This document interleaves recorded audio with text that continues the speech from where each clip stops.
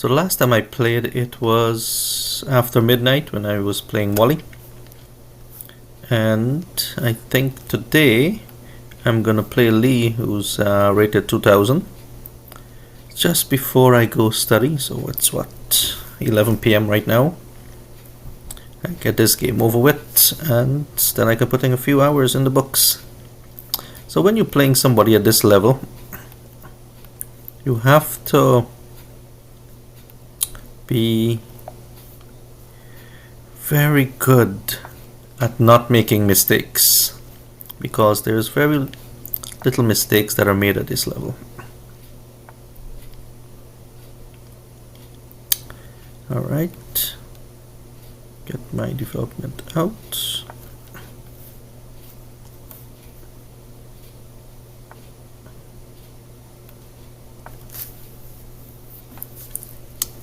So this is a bit of like the Chupava London. You get the knight and the bishop out. Put some pressure on this pawn here. And so try not to make any silly mistakes by giving up our pieces. Let's see. We can protect our knight by developing it here. We'll ask a question to this bishop. Are you going to capture? You're going to move backwards. Excellent. The bishop moves backwards. There'll be a double pawn in the center here. So a slight little advantage for us. So we can get our bishop out into the game now. And here we are. Now the decision. Do we want the castle on the queen side or the king side? If we do on the queen side, we'll move our queen up, then castle, or we can castle on the king side right now. So I see the queen is aiming at this pawn. And is that a problem? Like sometimes you have to be careful not to get too carried away. Because let's imagine the queen is on this square. She is nowhere close to the king. She can easily be trapped or bothered over there, because like this pawn is protected, this knight is protected, this square. The only way she can escape is by going back up.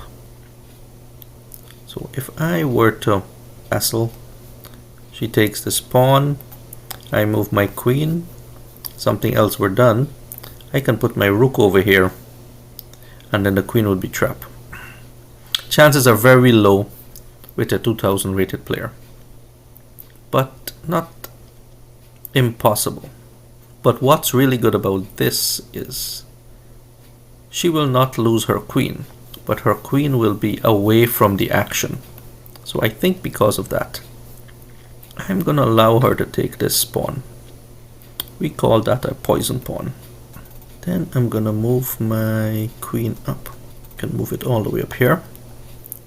That's way the queen's only escape is this square. If she doesn't take it, then she can be trapped. And that's how easily it happens.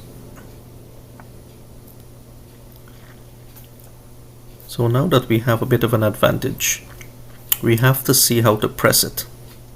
You cannot get too carried away in trying to win right away. You have to make sure you're in the right position to attack. So we're looking at the openings around the king. Is there a way to exploit it? Can we get a knight, say here, then here? Attack. If I were to exchange, the center would be locked up, my bishop would be kind of useless, but she would have one less attacking piece, so it's still tempting. The rook will have an open file. That's a little bit annoying. Do I want to give up my bishop, or do I want to give up my knight? I see a lot of pawns on the white squares. So, does that mean I can attack the pawns at the end of the game? Advantage me? Or am I blocked in and my bishop cannot move anywhere? Advantage Lee. So we have to think. I say we can get rid of this knight because this one is not doing much, and then we can reposition our knight over here per se. And then we'd be in a, that knight would be better placed. Let's see. I think if we come back here, we can get our queen on this side of the board. So I can see that this bishop is looking for a way out. So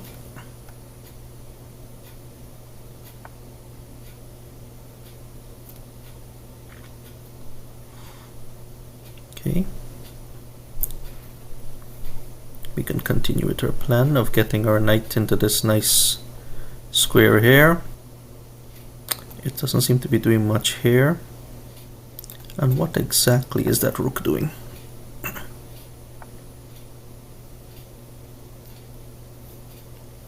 Exactly, okay.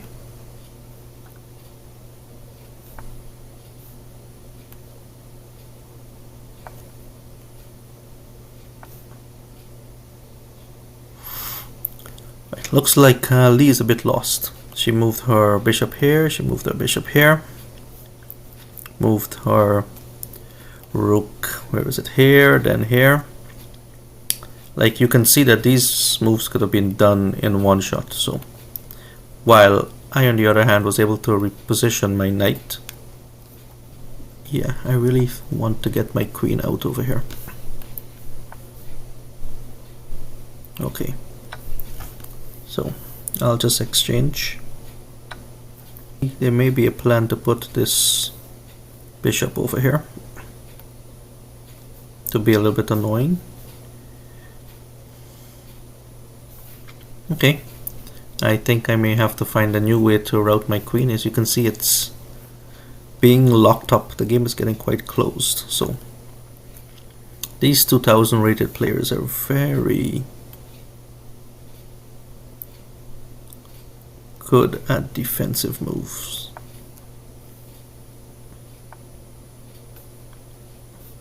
So I can see the effort is to come here.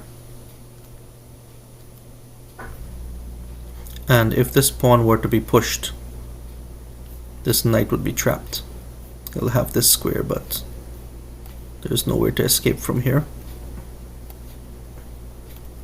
So I should take this opportunity to retreat my knight.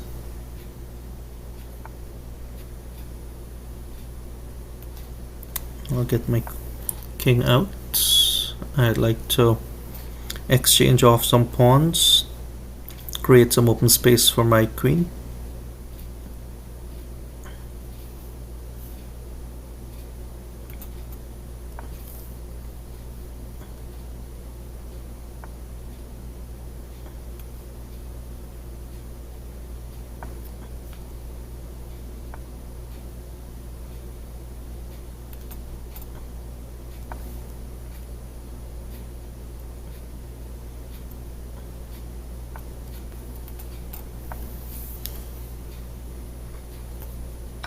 If I were to capture, my queen would have been exposed, so I couldn't do that. So I see Lee exchange her bishop for my knight. So now I have some open diagonals for my queen to get in. So time to put it to use.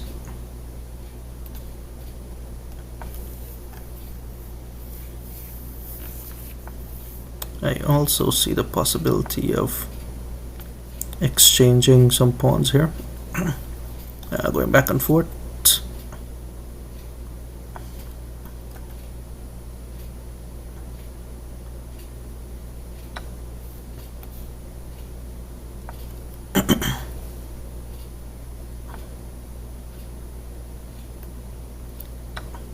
I can get rid of a knight and 2 pawns for a rook.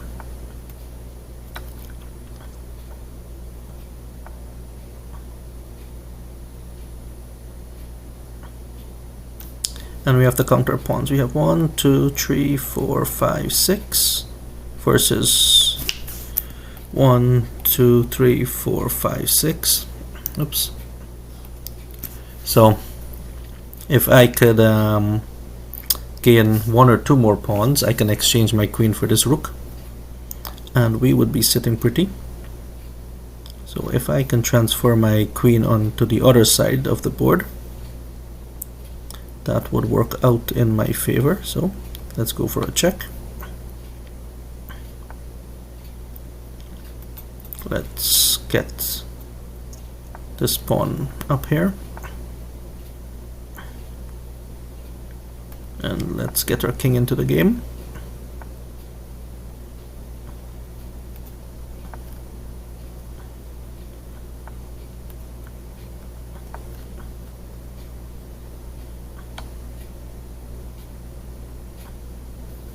So let's see.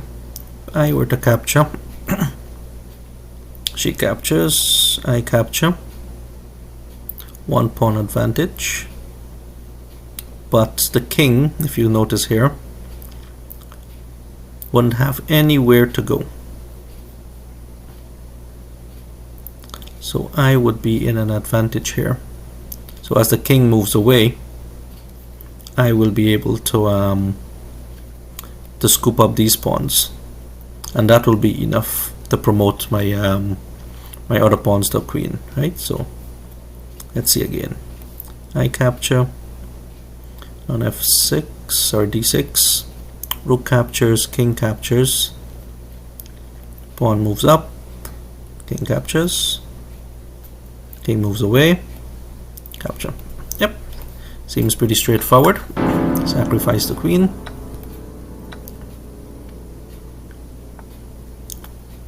And we just scoop up the pawns.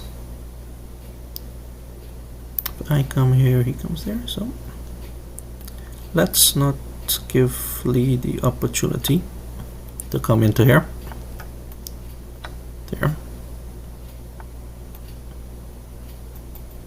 And I can block Lee off by going here. So now there's a bit of a wall.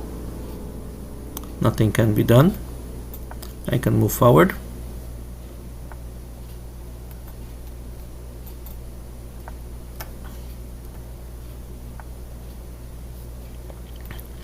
And now I have 2 pawns to push. Lee cannot fight against both of these. So get a queen.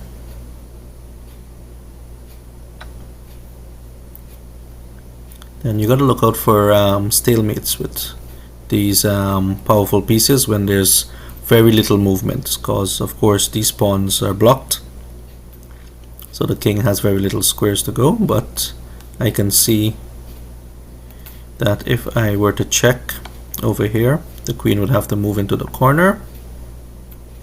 Then I will come here, and there's only 1 move left, and checkmate.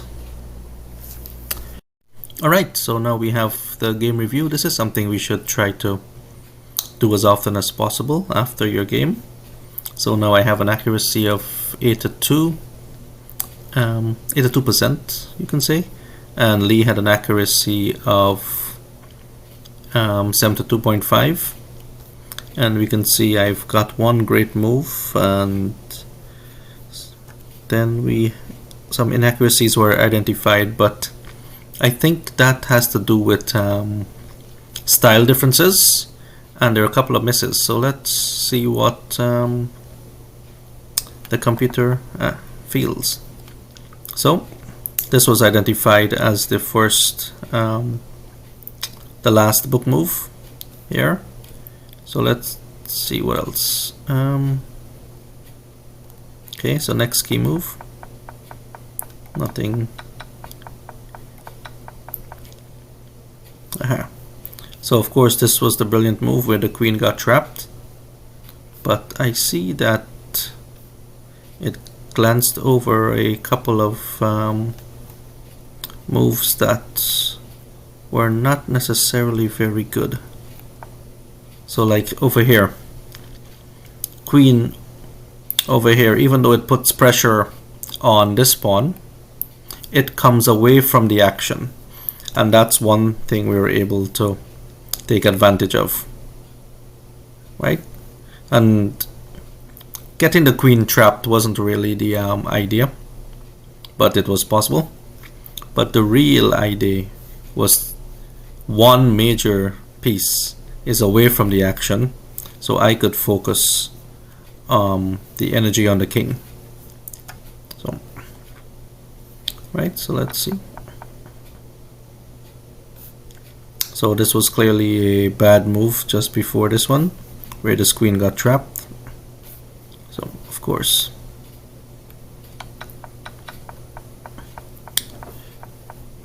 Let's see, anything key else was identified here. So we played through some standard moves. Did the computer identify anything else? Alright, so here was another key move that was identified.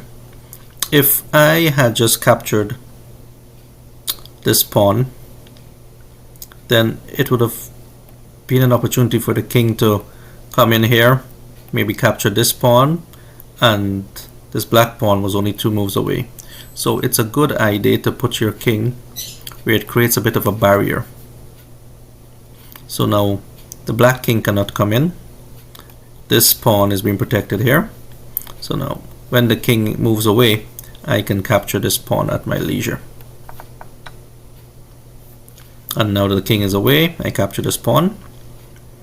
And I gotta be careful also not to capture this pawn, and you can see if I come here and this king comes here, then my king is also trapped. Of course, it's still winning because I have the pawn to keep pushing, but we don't want to make it too easy for the opponent. So there we go, and checkmate. There's also this analysis option here where you can review all the various moves that happen. So this was the first move that the computer didn't like, so but that's a style difference here, as I've mentioned before. So the computer preferred e4, takes some more room in the center. That's okay.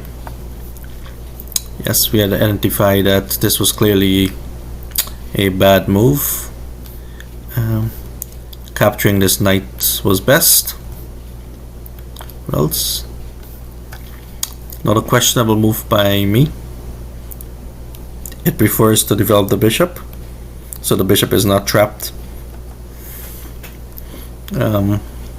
But my plan was to, of course, either exchange out the knight and replace it right away, or if the bishop were to move like something like this, then I could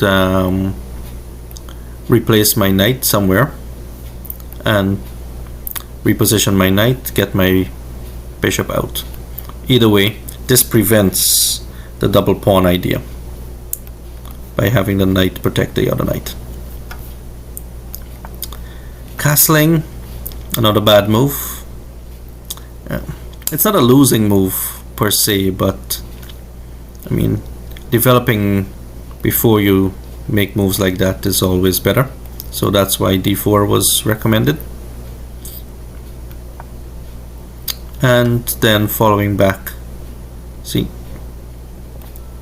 if you're gonna go backwards, you might as well go back where you're doing a job like protecting your knight, and certainly not blocking in your pawns and giving the opportunity for a double pawn. So that was pretty much a simple decision to exchange my bishop that doesn't have a lot of scope here right now for this bishop which could be potentially a lot more active. So this was not preferred. Like you see, I have a lot of questionable moves while Lee had some bad moves. So the question mark means bad. The question mark and the exclamation mark mean it's an interesting move, or unusual move, or questionable move. Of course, my idea was to get my bishop out, fianchetto my bishop, so I could castle. And I did this again. And I think the computer didn't like my style of playing. That's all.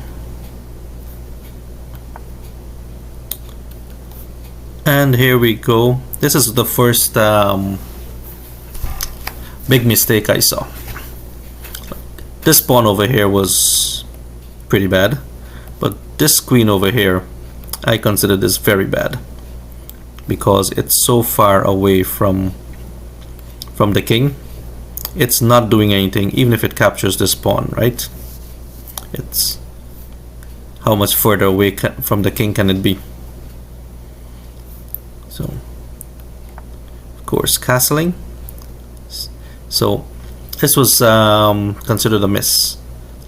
I guess the idea was to move my queen up when this capture happens, move my rook over here. Then when the queen captures this, move my rook over here. Up here to b3, and then the queen will have to move again. It's a way to develop my rook, annoy the queen, get my pieces in a better position, but I like my move better. I put my king safe. If this pawn were to get captured, so be it, cause that's not my focus of the game. And of course, queen captures, pretty bad. Yeah, computer doesn't like this, but this is moving it to d2 is more usual, but I like d3 better because of the pressure it puts on. You know, of course this could happen, but if this were to happen, this exchange on e4 favors me. And of course it happened, but you can't do that when your queen is hanging. So of course I found the obvious move. I thought the queen has no squares. It had this one square here because, how do I do this? Like, this was occupied, this was occupied, this by the pawn. This pawn is protected by the rook. This rook is protected by the queen and the knight. This square is protected by the pawn. This one is protected by the knight and the queen. So the only square remaining was this one. And of course, with the rook being here, that square is gone. And that was pretty much the beginning of the end. So yeah, bouncing the rook around wasn't the best. I think the computer recommended moving the knight back, maybe to add to the defense. The knight is one of the best defenders of the king, so it can come around and it can protect this square, it can protect this square. The rook is already doing a job here blocking this pawn, so moving it back and forth certainly not very helpful. And of course, if the knight is here, there's also the potential of moving the rook and capturing the knight, and the pawn cannot capture because of course it's pinned, right? So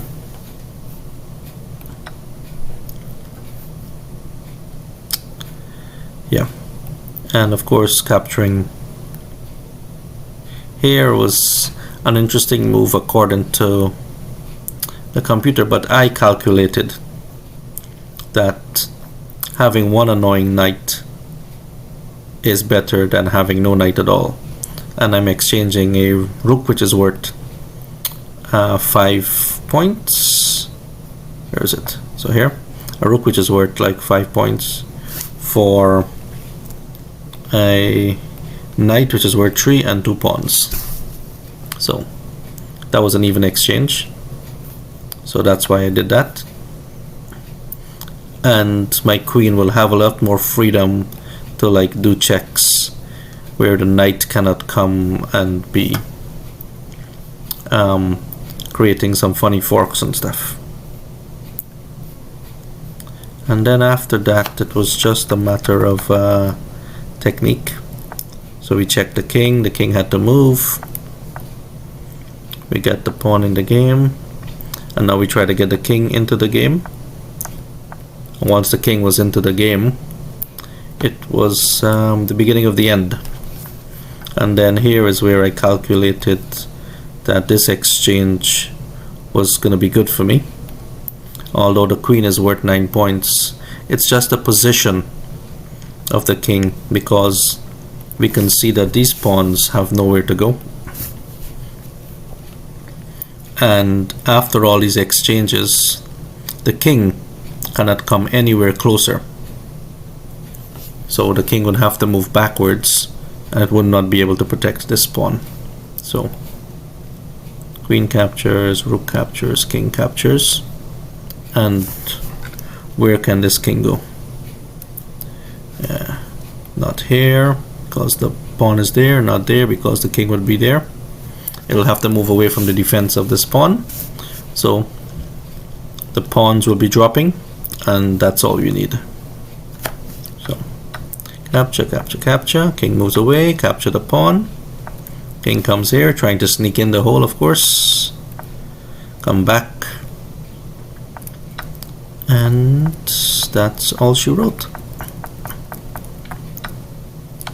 Gotta make sure we don't fall for a stalemate. There was always a little space there for the king to go back and forth.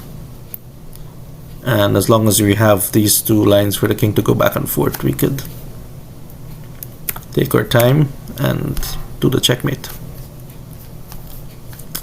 And that's all.